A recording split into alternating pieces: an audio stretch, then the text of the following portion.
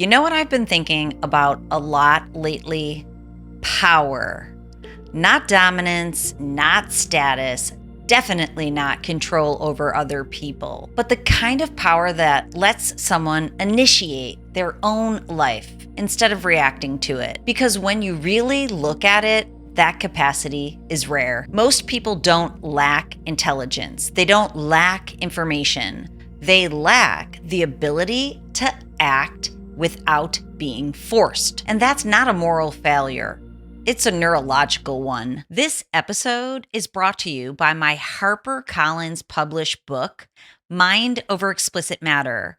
Learn how artificial stimulation miswires your brain and what you can do to rewire it back to purpose, intimacy, and connection. Go to drtrishleigh.com/book. I'm Dr. Trish Leigh, and welcome back to the SuperNormal podcast, where we escape the double entendre of being hooked on supernormal screen stimuli and instead create the life that you always wanted and that you deserve, being supernormal. So let's dive into the neuroscience of reclaiming your power. There's a specific brain system responsible for initiation, not planning, not motivation, not inspiration. The moment where effort either starts or doesn't. That system is called the anterior cingulate cortex, or the ACC. I simply think of it as the brain's effort engine. The ACC sits between the emotional brain and the planning brain. Its job is to decide whether effort is worth deploying, given the cost. That decision happens before conscious thought, which is why you can know exactly what to do and still not do it. This is something that Viktor Frankl understood long before we could image the brain. Between stimulus and response, there's a space.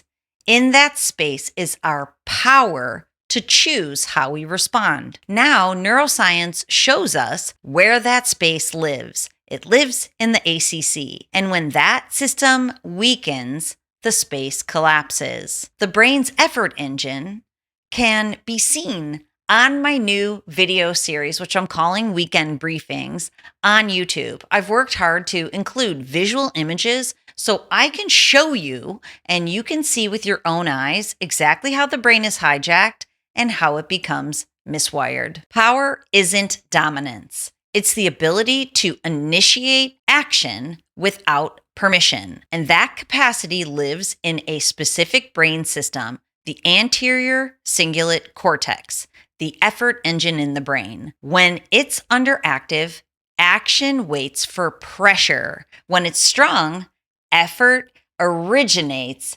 internally. So when we talk about goals or motivation or discipline, here's where modern life quietly interferes. And this part matters because the anterior cingulate cortex is experience dependent. It doesn't learn from what you want. It doesn't learn from what you intend. It doesn't learn from what you understand.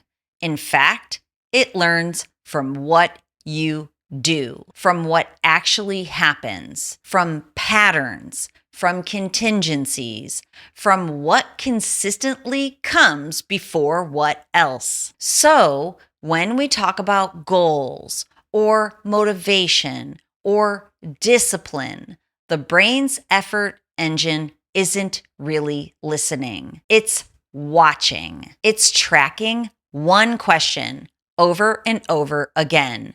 When effort is required, what usually happens next? And this is where the modern environment becomes a huge problem because we live in a world where reward arrives instantly. You don't have to work for stimulation anymore. You don't have to tolerate discomfort to finally feel relief. You don't have to initiate effort to feel fulfilled or even occupied. Reward comes first. Discomfort is optional or missing altogether. Effort is rarely necessary, and stimulation is constant. So the brain adapts, not in a dramatic way, not in a pathological way, in a perfectly efficient way. The brain learns something subtle but dangerous. Initiation is no longer required. And once that lesson is learned, the ACC, the effort engine in the brain, does exactly what it's designed to do. It under signals, not because it's damaged, not because you're weak, but because from the brain's perspective, deploying effort no longer makes sense. And this is the part people don't hear often enough. Nothing has gone wrong. Your brain didn't fail. It adapted to the environment it was placed in, an environment that quietly trained it. It trained it to do this. Effort can be skipped. Discomfort can be completely avoided. Stimulation is always available when you need it or even when you don't. So when effort starts to feel heavy, when starting feels harder than finishing, when you wait to feel ready, that's not resistance. That's a trained nervous system doing exactly what it was conditioned to do. It learned initiation isn't required anymore. Jose Ortega y Gasset described this almost a century ago. He said it like this: the mass man has no attention to the effort behind civilization. He simply enjoys the comforts it provides. What he was describing philosophically, we now see neurologically. A frictionless world produces humans who cannot choose effort. This is where people misinterpret themselves because internally it doesn't feel like loss of power. Instead, it's like this: effort feels heavy. Starting feels harder than finishing. You procrastinate even about things that you care about. And that feels personal. It feels like laziness or lack of discipline. But neurologically, it's loss of initiation capacity. The brain disengages before behavior changes. When the ACC, the brain's effort engine, under signals, effort feels heavy. Starting feels harder than finishing. That doesn't feel like a brain problem. It feels like laziness. But neurologically, it's loss of initiation. The brain disengages before behavior changes. When I observe people now, I don't really think in terms of motivated or unmotivated anymore. That framing stopped making sense to me a very long time ago because I've worked with people who are deeply motivated and they still can't initiate. I've worked with people who aren't particularly inspired but move consistently. So I started looking at something else. I started looking at how effort actually starts.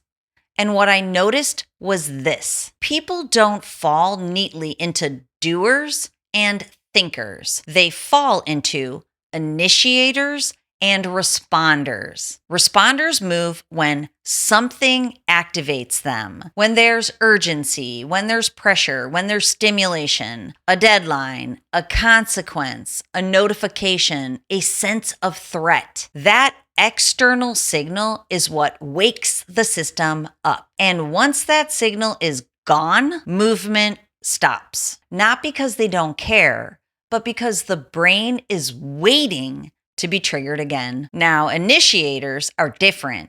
They don't need pressure to begin. They don't wait for urgency to act. They can generate effort internally. They can start when no one's watching. They can start when nothing is forcing them. They can even start when there's no immediate payoff. And this is the part that people misunderstand. That's not personality. It's not grit.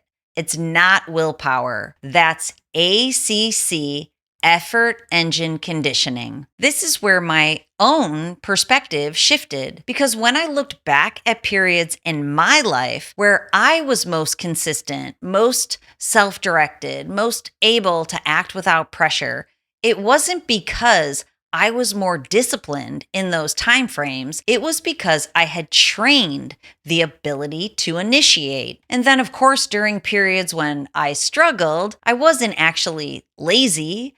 I was responsive. I needed urgency to get up and go and to get moving. Once I saw that pattern in myself, and then, of course, I've repeatedly seen it in tens of thousands of brain maps, the distinction became totally impossible to ignore. So here's the question I started to quietly ask myself: what has to be present for this person to move? If the answer is urgency, pressure, if it's stimulation, they're not directing their own behavior. They're responding to their environment. And again, this is not a criticism.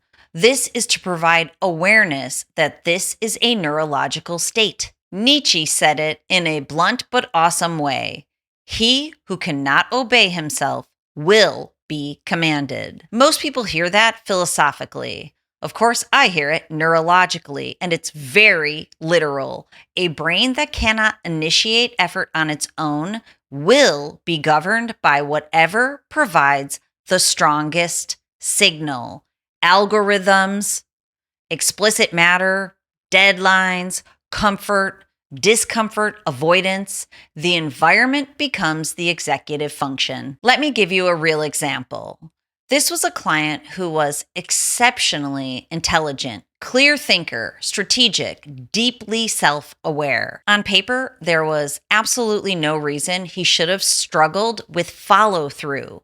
He understood exactly what needed to be done. He could plan it. He could explain it. But initiation depended upon urgency. He was a big procrastinator. If there was pressure, he moved. If there was a deadline, he performed. If something was on the line, effort showed up. But when there wasn't, things stalled. Not dramatically, actually pretty quietly, which is the most insidious aspect of this hijack. What was interesting was that he didn't experience this as a brain issue. He experienced it as a personal flaw. He said things like this: I don't know why I just can't start. Once I begin, I'm fine. It's the beginning that's so hard. This is exactly how under-signaling of the ACC effort engine feels from the inside. When we mapped his brain, it was very clear. There was no physical damage, no structural pathology, but the effort networks, especially the anterior cingulate cortex,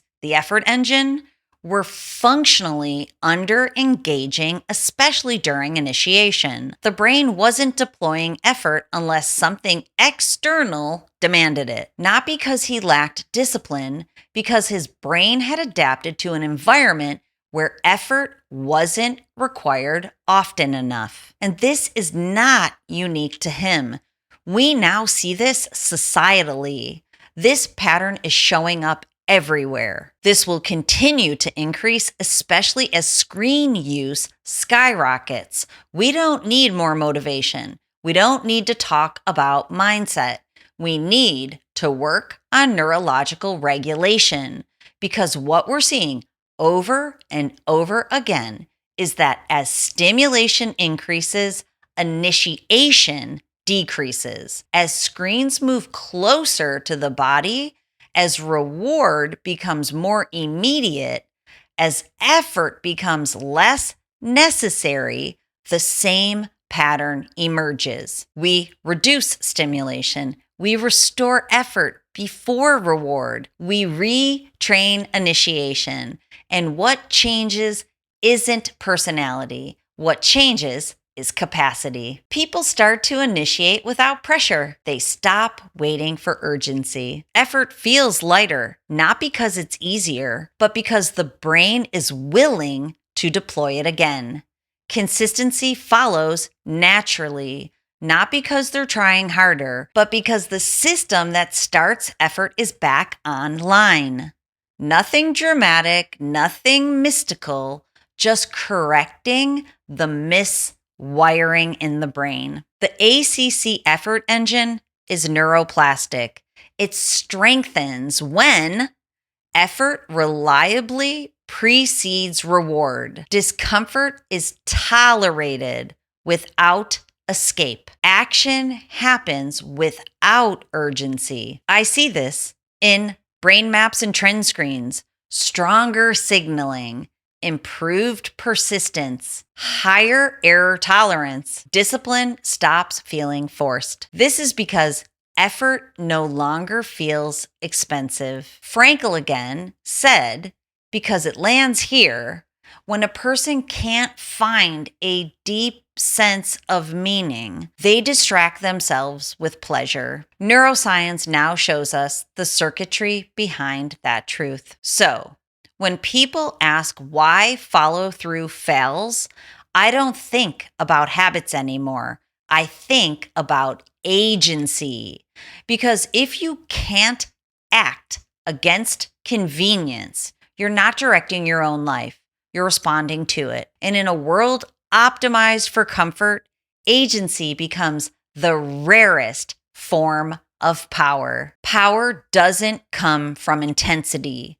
It comes from the ability to initiate when nothing is forcing you to. Okay, that's a wrap on your SuperNormal podcast. And my hope for you is you can take this information and go act in the face of discomfort. Move when you don't feel like doing it. Act and fire up the effort engine in your brain again. If you are looking for help on the journey, please reach out. Schedule an appointment to talk to me at drtrishleigh.com. The big red button is right there. It connects us. We can break down a plan to help you get out of this stuck mode and to get back on track so you can live your best SuperNormal life. I can't wait to meet you. And of course, go over to YouTube on my main channel, Dr. Trish Leigh, and check out the new briefings that I'm making. I'm putting a ton of effort into them for you. So check them out. And until next time, control your brain or it'll control you. I'll see you then.